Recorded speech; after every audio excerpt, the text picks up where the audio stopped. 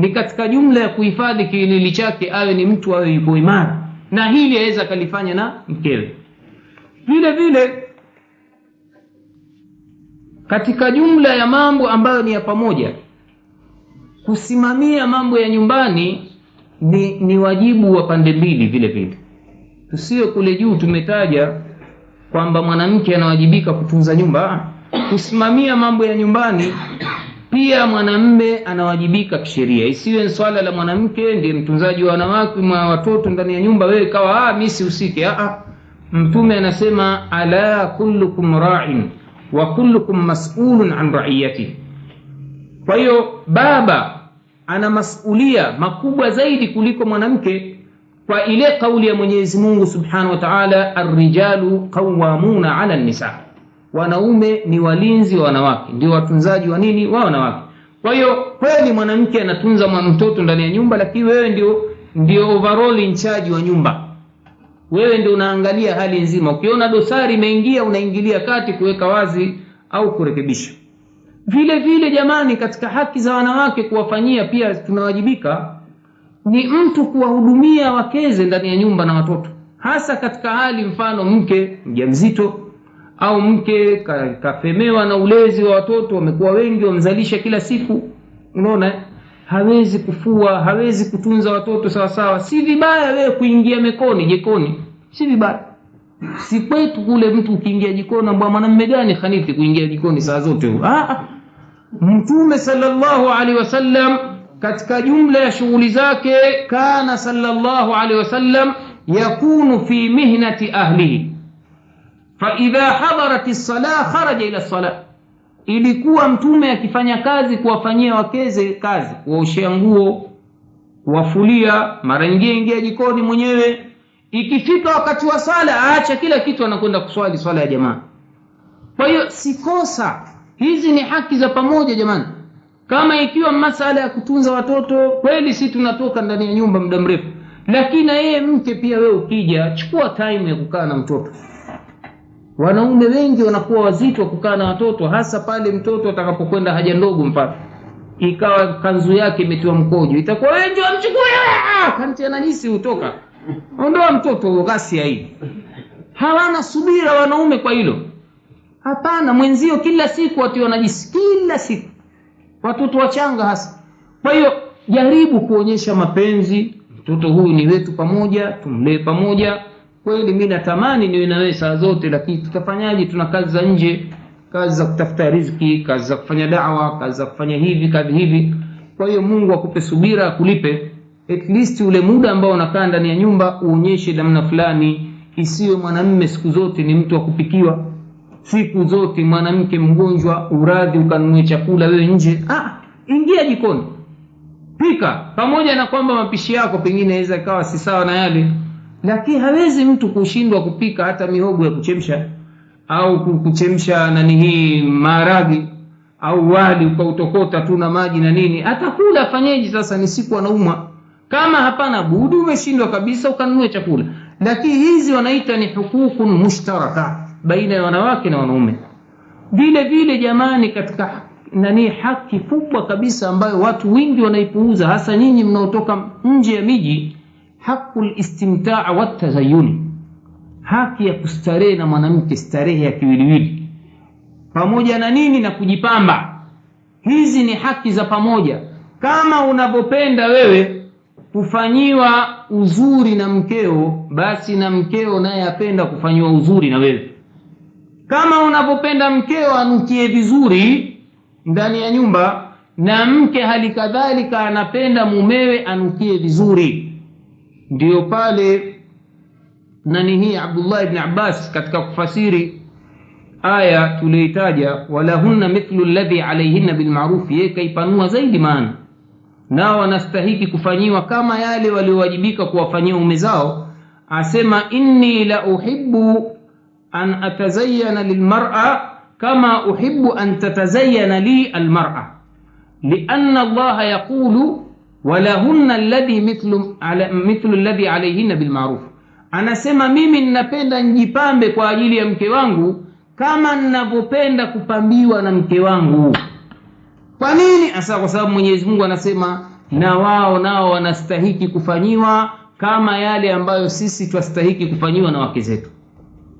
Ndio pale jamani naposema watu wa kwetu hasa wachukulia kujitia mazuri mafuta ni mambo ya wanawake. Kule kwetu sijui huku kwenu Mombasa, Kenya, wapi, mwanamume ukijitia mafuta mazuri huitwa khanithi. Wallahi shekhe anacheka, ajua habari za kwetu. Watakufanyia mama istizai tu, hata wakupigie miruzi. Unaona? Wakugeuza mwanamke. Hawajui mtume alikuwa akinukia uturi saa 24. Hasa zile siku za Ijumaa ndio kabisa, siku za Idi, siku za kukaa kwenye majlisi pamoja na wageni, unanukia uzuri. Na alhamdulillah leo ulimwengu umejaa vizuri. Mafuta mazuri yamejaa kila namna. Maudi, sijui manini, mayasmini, manini, kila kitu. Haya mambo ya kusema mafuta mazuri ya kike, ya kiume, haya mambo yameletwa na wazungu. Lakini kitu cha kuvutia chote kinafaa kufanywa na mwanamume na kufanywa na mwanamke. Kwa hiyo katika jumla ya starehe Mwenyezi Mungu Subhanahu wa Ta'ala anasema fa idha tatahharna fa'tuhunna min haythu amarakumullah. Amri hiyo tumepewa ya tuwape starehe wake zetu. Mwenyezi Mungu anasema watakapojitoharisha wanawake katika damu ya hedhi au nifasi, basi waingilieni pale alipoamrisha Mwenyezi Mungu. Waingilieni amri hiyo. Sasa kama hukuitekeleza hii na maafa yake tutaeleza. Ndio nikasema hapa nyinyi mnaokaa huku mkaacha wake huko, kuna majukumu makubwa tayaona hapa. Si mambo mepesi haya katika dini ya Allah Subhanahu wa Ta'ala. Vile vile tunaona mfano wa kisa kilichotokea zama za Saidina Umar bin Khattab radhiyallahu anhu. Mwanamke mmoja kenda kalalamika kwa Umar, ataka aachishwe, afanywe khulu. Mkewe yani yeye mwanamke kamchukia mumewe, maji yamemfika shingoni. Mtume akawaita kwenye majlis. Kabla ya kusikiliza kesi, Umar kamwangalia yule mwanamume kavaa nguo chafu kweli kweli, manywele timtimu, mwili wake unatoa harufu mbaya. Pale pale kwa hikma za Umar na busara akajua huyu mwanamke atakaachwe na mwanamume kwa sababu ya uchafu wake. Akaamrisha hisba, akamwambia mchukueni huyu kampeleke chooni, mhakikishe mmemnyoa nywele kwanza, na hizi ndevu zake zinyweni, na mtafutieni nguo mpya mvalisheni, mchane na ndevu zake mleteni hapa.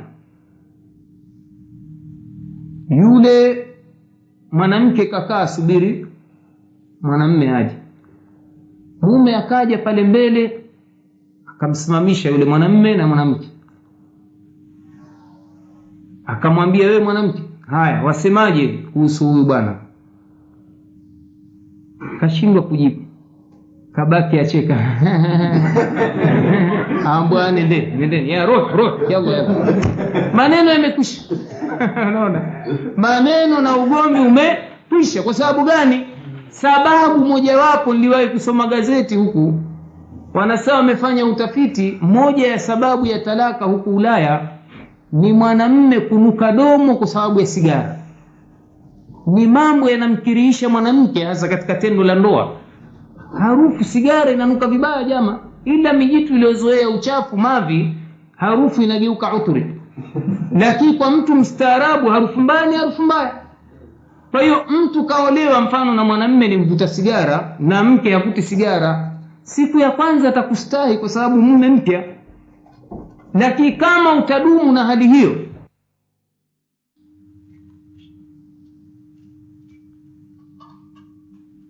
ni vyema mwanamume ahakikishe anamfanyia istimtaa mkewe kila anapomhitaji. Kitendo cha ndoa kama vile wewe, hadithi ziko wazi zaidi upande wa mwanamume. Mwanamke anaambiwa mumewe akimhitaji katika tendo la ndoa basi amtekelezee. Na wanaume hali kadhalika, aya hii inafasiri hivyo, walahunna mithlu alladhi alayhinna bilma'ruf. Mwanamke akimtaka mumewe kwa tendo la ndoa ni wajibu mume kumtekelezea.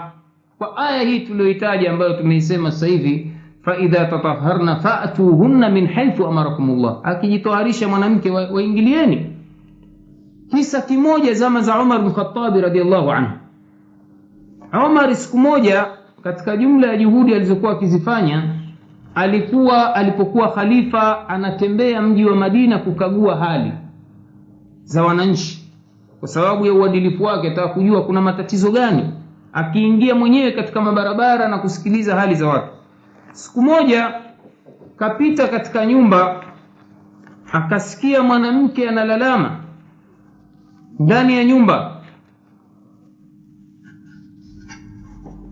Mwanamke yule alikuwa anatamani, kwa mujibu wa mashairi aliyokuwa akiyasoma, alikuwa anatamani mwanamke yule, anasema hivi: wallahi laula Allahi la shay'un ghayrahu la harraka min hadha as-sariri jawanibuhu. Ubeti wa kishairi huu ambao umempa hisia Umar mbaya ya kutisha. Anasema wallahi, lau kama si Mwenyezi Mungu, kusingekuwa na chochote zaidi yangu kitakachonizuia kukiharakisha kitanda hiki, pembe zake zote 4. Kalala mwanamke imba mashairi. Umar akajaulizia habari za mwanamke yule, aambiwa mumewe kenda jihadi fi sabilillah zaidi ya miezi 6 yuko nje. La haula wala quwwata illa billah. Dhima kubwa Umar kaiona hii, kuchukua waume za watu wapeleka jihadi, mwaka umetimia, wanawake wanataka kutekelezewa matamanio yao, hakuna wa kuwatekeleza. Alichofanya Umar kumwendea binti yake Hafsa, kaona ndio mtu madhubuti wa kumuelezea hakika ya majambo. Umar akamwambia Hafsa, ya bunayya kam tasbiru almar'a ala zawjiha, mwanangu wa kike, hebu niambie, mwanamke aweza akamvumilia mumewe kukaa bila kumuingilia kwa muda gani? Aweza mvumilia kwa muda gani? Hafsa akamwambia, subhanallah, mithluka yas'alu mithli min hadha, mfano wako unaniuliza mfano wangu mimi juu ya jambo hili? Baba kumuuliza binti yake, jambo la ajabu hili, mambo ya fedhea, mambo ya aibu haya, kwenda kumuuliza binti yako, bwana wewe waweza subiri mumeo eti muda gani? Wewe baba mtu wa sasa waweza sema hivyo? Umar kaeleza, lakini kamwambia, laula anni uridu an-nadhara lilmuslimina ma sa'altuki, lau kama sikuchunga mambo ya Waislamu nisingekuuliza, lakini yote imenipelekea nikuulize wewe mwanangu, utaniambia ukweli juu ya wanawake kuweza kuvumilia kuwa mbali na waume zao kwa muda gani, ili nipate kujua hukumu ya kuweza kuwapeleka majeshi kwa muda fulani maalum. Yule bibi akamwambia 5 ashhurin 6 ashhur, baina ya miezi 5 hadi 6. Baada ya hapo ni hatari, baada ya miezi 6 ni hatari. Umar alichofanya, fawaqata linnasi fi maghazihim 6 ashhur, akawa akaeka sheria au amri kwamba mwanajeshi yoyote aliyetoka fi sabilillah kwenda jihadi, basi asikae nje ya Madina zaidi ya miezi 6. Mwezi mmoja wa kwenda, mwezi mmoja wa kurudi, miezi 4 ya kukaa na mkewe. Sijui tumeelewana? Jumla mingapi hiyo? 6. Yani akienda uko jihadi twampa mwezi mzima yuko nje ya mkewe. Halafu akishakaa huko anakuja miezi 4 akaa na mkewe. Halafu anarudi tena mwezi mmoja arudi. Kaeka nidhamu ya jeshi zama hizo, kwamba mwanamke naye ana haki ya kukaa na mumewe. Mtu aweza kashangaa, jamani vipi? Hapa tunaposema kama ikiwa mwanamke akikubali mbele ya hakimu, mbele ya kadhi, mbele ya mzazi, mimi niko radhi mume wangu kukaa nje zaidi ya miezi 4, 6, 10, mwaka, huna dhima mwanamume. Lakini siku kakaa miezi 5 mambo yakambana, naogopa kufanya haramu, tafadhalini amiri na kuomba mrudishe mume wangu. Wajibu wa amiri kumrudisha. na wajibu wa kumwacha akae bila vita kupigana miezi 4 ya starehe na mkewe. Baada ya hapo haya nenda zake. Muona hii hali inaonyesha namna gani Uislamu ulivyotunza haki za mke mpaka za starehe. Ndio pale ninaposema ndugu yangu mwenye kukaa hapa miaka 2-3, njaa ya wanawake si chakula mtewe tu na nini, kuna vingine hivi ambavyo tunavitaja sasa. Siku ukiambiwa bwana mimi siwezi kuvumilia bwana, kama huwezi kuja mimi bora nichukue talaka kwa kadhi. Kadhi atakupa miezi 4 tu ya subira. Ikiisha miezi 4 kadhi atakutaka utoe talaka. Hukutoa talaka, yeye anatenganisha ndoa, inaitwa fasiki kwa sheria ya Kiislamu. Kuonyesha namna gani Uislamu umetunza haki za nani? Sawa na wake. Wake wengi zetu wanadhulumika. Mtu anakaa nje bila sababu. Basi hasa akija huku wengine wanaoa pengine mfano. Akishaoa basi amsahau mwenziwe kama yuko katika isma ya ndoa. Tujue jamani hili jambo la haki tunadhulumu. Na mtu akidhulumu mkewe akiacha kufanya uadilifu, alama ya kwanza atafufuliwa nayo bega litaanguka hili. Kuonyesha hili jitu limefanyia dhulma mkewe. Ni kwamba atakuja kuadhibiwa kwa hali yoyote kwa dhulma kama hii. Mengine ndugu zangu ambayo pia ni haki za pamoja, at-tanasuh wa at-taawun wa at-tashawuri. Kunasihiana na kushirikiana kwa wema na kushauriana. Kwamba mke ni mwenzio.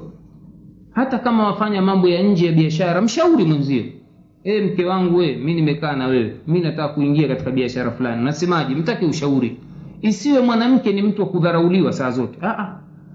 Tutakiane ushirikiano na wanawake, kwa sababu Mwenyezi Mungu ametutaka kwa ujumla katika Qur'ani, anasema wataawanu ala albirri wattaqwa wala taawanu ala alithmi waludwan. Vile vile tunasihiane.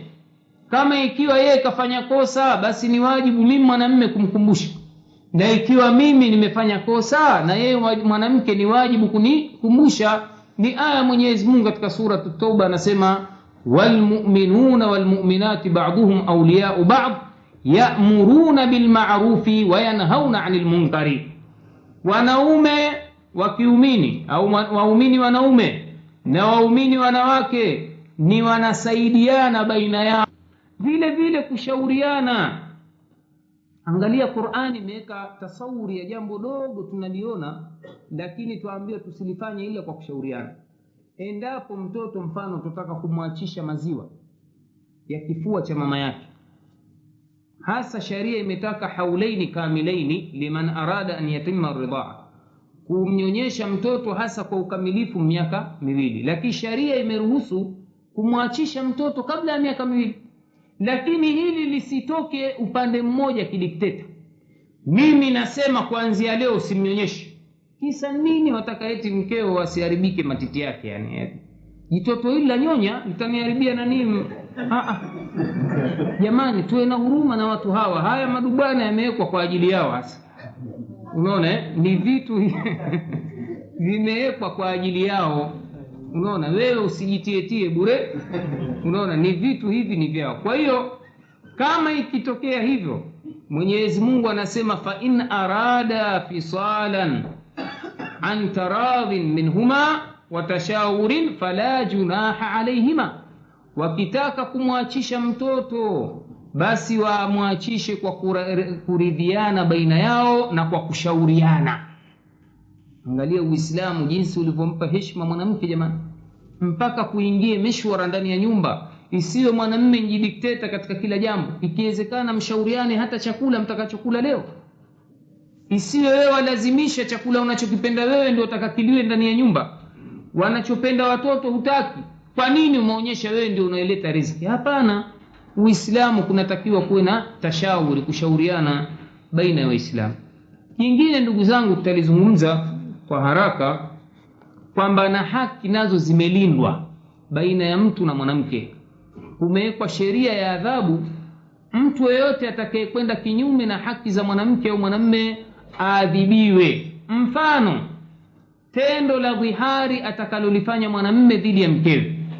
Tendo la dhihari nini? Ni kumkanusha mkewe kwa yeye kusema mimi nakuona kama mama yangu. Taibu kishamuona mkeo kama mamio, kweli utamuingilia kitendo cha ndoa? Si namna ya kumgomea huko. Kwa hiyo sharia ya Kiislamu, Mwenyezi Mungu anasema wale wanaowafanyia dhihari, suratul Mujadila aya 3 hadi 4, taileta tafsiri kwa haraka. Wale wanaowafanyia dhihari wake zao kisha wakawa wamerudi nyuma juu ya waliyosema, basi sharia itawataka adhabu yao ni kuacha huru mtumwa kabla hawajawaingilia wake zao. Na hivyo ndio anavyowaahidi Mwenyezi Mungu, na yeye ndio Mwenyezi Mungu kwa yale mnayajua ni mwenye kuyajua.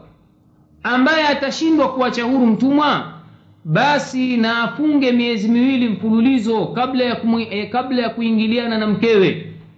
Kama akishindwa pia kufunga miezi 2 mfululizo, basi na awalishe maskini 60. Kwa hiyo ukimwambia wewe nakuona kama mke wangu tu, wewe nakuona kama mamangu, wewe nakuona kama dadangu, ina maana umemkusudia utaka kumgusa. Sasa sheria inamlinda mwanamke. Huwezi kumwambia mkeo yakawa maneno ukitaka kumuingilia sasa unapewa adhabu. Usirudie makosa kama haya. Kama ulikuwa na mtumwa, mwache huru. Kuna mtumwa, basi ufunge miezi 2, usije ukasema maneno kama haya. Vipi mkeo umfanye kama mamako? Kama umeshindwa kufunga miezi 2 mfululizo, basi uwalishe maskini 60, ukome. Usije ukarudia namna hiyo. Ukirudia utapata tena adhabu sampuli hiyo. Hii ni namna sharia ya kulinda haki za wanawake. Tusiwageuze hawa watu vitambaa. Nyingine wanasema sharia ya Kiislamu ni ila, ambayo pia imewekwa katika kulinda haki za mwanamke. Wewe unakula kiapo kisa umegombana na mkeo, wallahi mimi sitakuingilia miezi 4 kwenda juu, miezi 6 sikugusi wewe, mwaka mmoja hutoniona mimi kifua changu. Hii inaitwa ila, imewekewa nayo sharia kali kwa wenye kufanya. Mwenyezi Mungu anasema wale ambao wanakula viapo kwa wake zao kwamba watu waingilia, basi kusubiriwe miezi 4 tu. Kama hawatu waingilia, basi miezi 4 tu. Wakiacha kufanya hivyo, basi itabidi wawaache kwa talaka. Na kama hawatuacha kwa talaka, basi kadhi atawaachisha. Ukila kiapo kwa sheria humuingilii mkeo, basi lazima umuingilie na uvunje kiapo chako. Kama utaendelea miezi 4 simuingilii mke wangu, basi ikifika miezi 4 kadhi anakupa miezi 4. Ikifika miezi 4 unaambiwa muache mkeo, maana yake humtaki. Ukiacha kumuingilia baada ya miezi 4 na hutaki kumwacha, basi kadhi anatoa talaka, maneno kwisha. Kwa nini unamchezea mwanamke sasa? Ndio hapa tutasema Uislamu umeweka haki za wanawake mbele. Si masala ya kwamba eti mwanamke njitambaa tu la kufutia viatu na miguu. Ni watu wamewekewa haki zao. Ndio ile aya tunayosema walahunna mithlu alladhi alayhinna bil ma'rufi. Vile vile haki nyingine za wanaume, mwanamke kumgomea mumewe, kumfanyia nushuzi, kujitenga naye, kumkatalia unyumba, kitendo cha ndoa, nipe staki, basi sharia inasemaje? Mwenyezi Mungu anasema wale wanawake ambao mnahofu watajitenga na nyinyi kiunyumba, basi wapeni waadhi. Wakikataa kuwaidhika, basi wahameni katika vitanda vyao. Adhabu nambari 2 hiyo. Wakikataa, basi wapigeni, lakini kipigo kisichowaumiza. Wakikataa, mkiogopa kutokea mtengano, basi tumeni hakimu upande wake mwanamme na upande wa mwanamke. Utoke upande wa wewe hakimu mmoja katika jamaa yako, na upande wa mwanamke hakimu huyu mmoja, ikiwa tutataka kusuluhishana. Mwenyezi Mungu atatuletea taufiki, tutakutanika tena katika khair. Hii yote pia ni katika kulinda haki zetu, kwa sababu mwanamke mwingine anaweza kagoma bila sababu. Kila utakapomletea chakula na nini anakataa na kunyima unyumba. Sharia imeweka adhabu maalumu ya kumfanyia huyu mwanamke. Kwanza tumesema kufanya waadhi. Kagoma, kibri. unamtenga kwenye kitanda. Watu waliooa wanasema adhabu hii kali. Ukioa mwanamke akikufanyia mgomo, basi wewe lala kwenye kochi, atapiga magoti, atakujia usiku saa 9 za usiku. Ni adhabu ya kisaikolojia.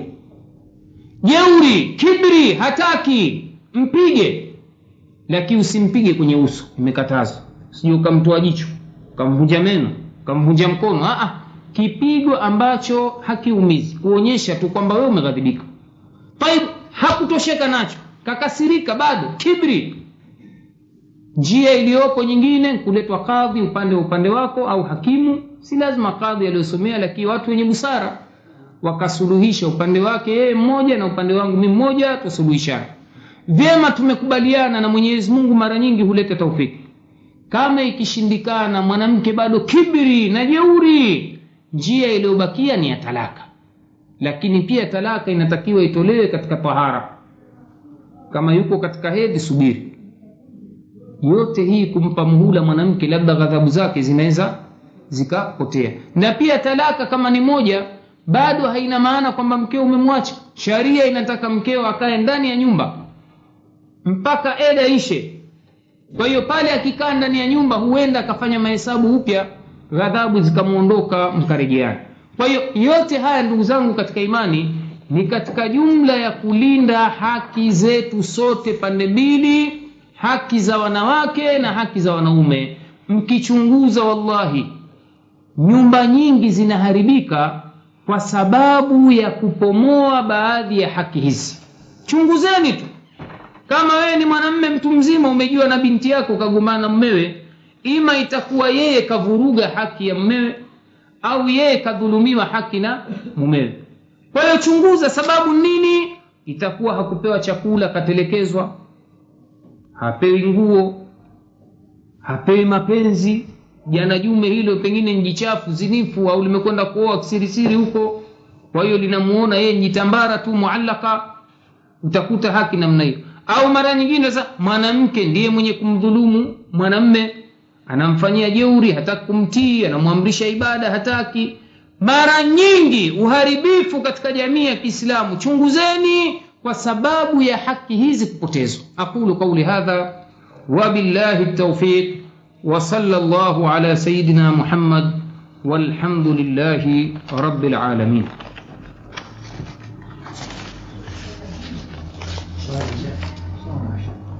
نعم شيخ. هاي تفضل.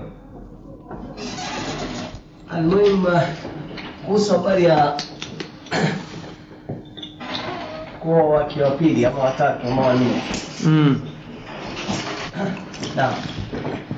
Kwa hakika kuwa mwanamke mwenye dini ni aula zaidi, kwa sababu kama jambo kama hili ukilitaka mke wa pili huwa linasweli kwake.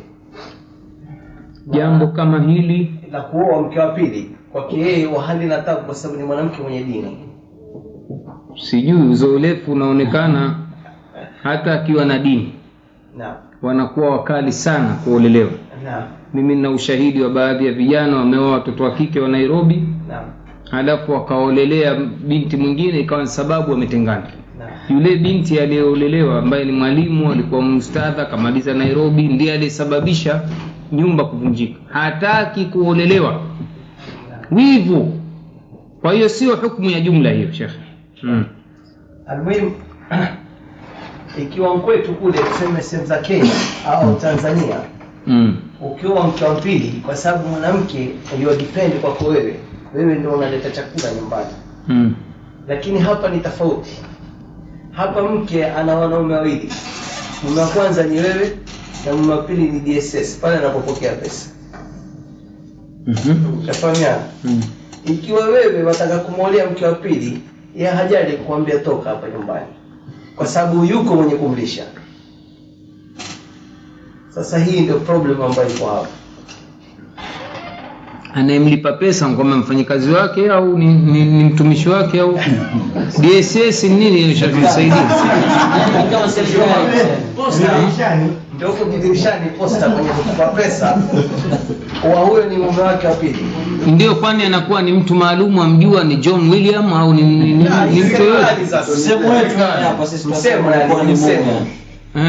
Na serikali watu watumia ni kama logic yani. Sasa zile pesa anazopewa yule mume wake sasa hivi.